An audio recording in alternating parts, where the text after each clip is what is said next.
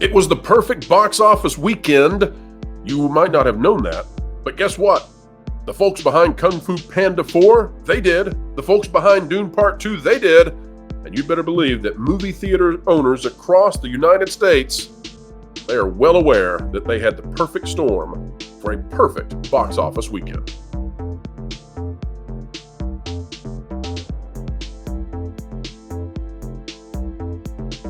Hello folks, welcome back to the Pro Channel. It is a joy as always to have you here, explaining entertainment, keeping you ahead of the culture curve. It is our passion, it's what we do each and every day here, and we're happy to have happy news, especially when it comes to cinema goers and the cinema screen owners. Take a look at this out of thenumbers.com. It's the weekend domestic chart for March 8th.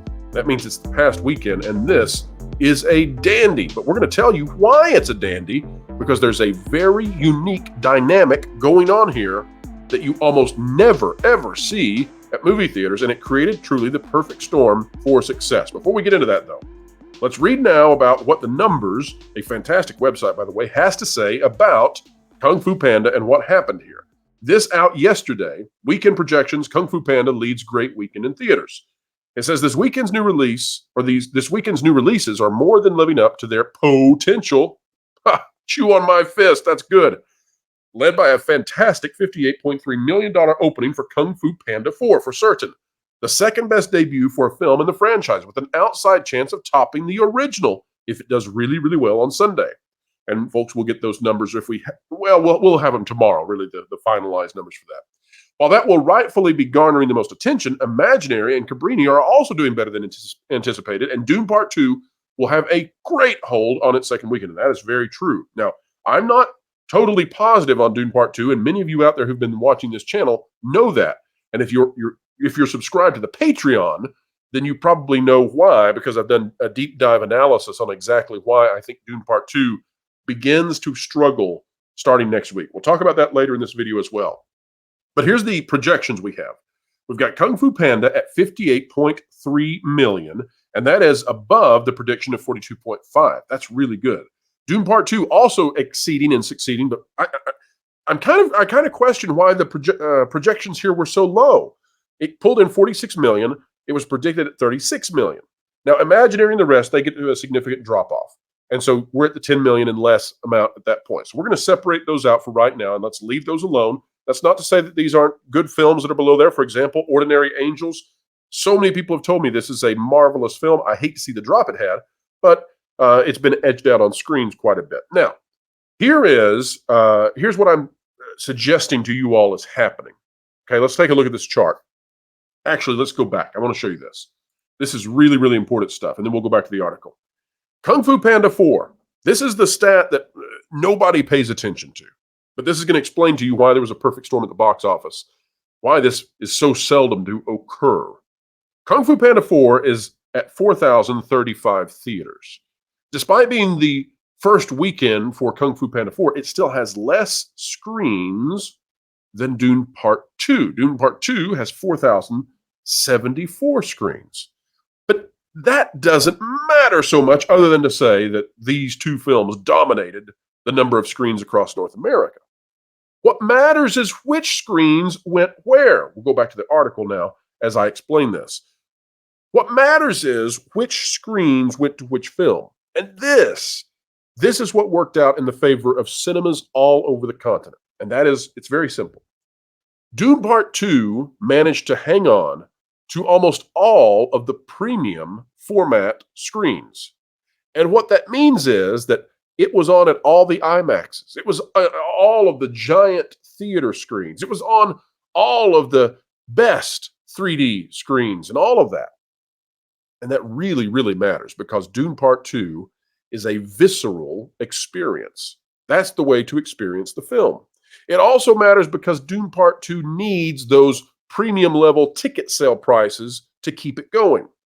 But Kung Fu Panda doesn't need any of those. And so it filled in all of the lesser screens. But that's not a problem, because kids don't care. And so kids and their families went to go see Kung Fu Panda 4 on standard screens, and Dune Part 2 managed to draw in all of the older crowd going to those premium format screens. That is a winning winning formula for the box office. Let's read a little bit more, and I'm going to tell you why I think Dune Part 2 will not fare so well after this, and why it's why I temper my expectations for the film. But we'll get to it. Kung Fu Panda 4 is a rare case of an animated series still bringing in a large audience on its fourth installment. The other examples are Shrek, Toy Story, Despicable Me, and Ice Age. Although we have to say Despicable Me and Shrek are the top two franchises, followed by Toy Story and Despicable Me. There's no end in sight for that. So that's in its own category. Toy Story probably to the same degree, and Shrek is about to be rebirthed. So we'll see how that goes. According to Universal's demographic breakdown this morning, 29% of the audience this weekend are 17 or younger and would have been babes in arms or not yet born when the first film came out. Another 27% are between 18 and 24, which means that indeed this skewed very young, and that's what you would hope to see. And would probably have been too young to see the film in theaters. So 56% of the audience was most likely introduced to the franchise on home video. I can't go along with that. I can't go along with that. They may have been taken when they were 3 and 4 years old to the movie theaters. I don't see how we can pull that stat. But that still leaves a healthy 44% over the age of 25, and this is a film that has hit all quadrants. The audience is 56% male, 30% Caucasian, 39% Hispanic, 11% African American, 14% Asian, and 7% Native American and other, according to the studio. With an A- cinema score, it should have good legs domestically. Internationally, still doing 22.2, not that great, still not bad. But here's what I would say. The 44% over the age of 25, folks, again, just duh. I hate to say that, the analysis here is great, but somebody's got to take the kids to go watch the movie. So somebody, there's got to be a parent that takes the 5-year-old, the 10-year-old to go see Kung Fu Panda 4. That's just clear. We can keep going, but Bruce Nash, other than that one little snafu there, I would say everything here is fantastic. Bruce does a great job. The Numbers is one of our very favorite websites. But this, folks, was truly a perfect storm. Here's why I think that's not going to last. Now, let me back that up. Movie theaters are going to have a great March. That's becoming more clear. We've got a fantastic March, and we hope that continues for the rest of the year. I have my doubts, and that's not because I'm gleeful about those doubts. That said, I have my doubts that the rest of the year is going to go fantastic for movie theaters. The rest of March is going to go well, but Dune Part 2, I'm not sure is going to go so well for the rest of the month. Now, why do I think that? It comes down to this perfect storm we just talked about. The perfect storm being that Dune Part 2 was able to hold on to all of those premium format screens, while Kung Fu Panda 4 took all the rest. But what happens the rest of March? Well, Godzilla vs. Kong and Ghostbusters are coming in, and they're going to be sucking up those IMAX screens. They're going to be sucking up the premium format screens, and now Dune Part 2 is going to be fighting to get the regular screens, the regular format screens from Kung Fu Panda 4. And that means that Dune Part 2 is facing the unfortunate situation of being squeezed. So that, not the merits of the film, not whether or not I think it should do well, not what I want it to do, but this squeeze that's going to happen is why I fear that Dune Part 2, which is highly dependent on premium format screens, in the same way that Avatar is highly dependent on 3D screens, this is why I think Dune Part 2 is going to see a difficult road ahead. Not insurmountable, but difficult for its remaining weeks at the box office. And folks, that is the sort of analysis that I hope that you come here for every single day, as we keep you ahead of the culture curve and explain entertainment in a way that perhaps other channels might not. Folks, that is the video for today. We hope you enjoyed it. If you did so, consider clicking the like button, share, subscribe, and click it. Stick it to the algorithms. It's the notification bell. Drop a comment down below. Let us know your thoughts. And as we always say before we go here, folks, because we mean it and we think it's important, keep learning, keep growing, and as always, keep having fun.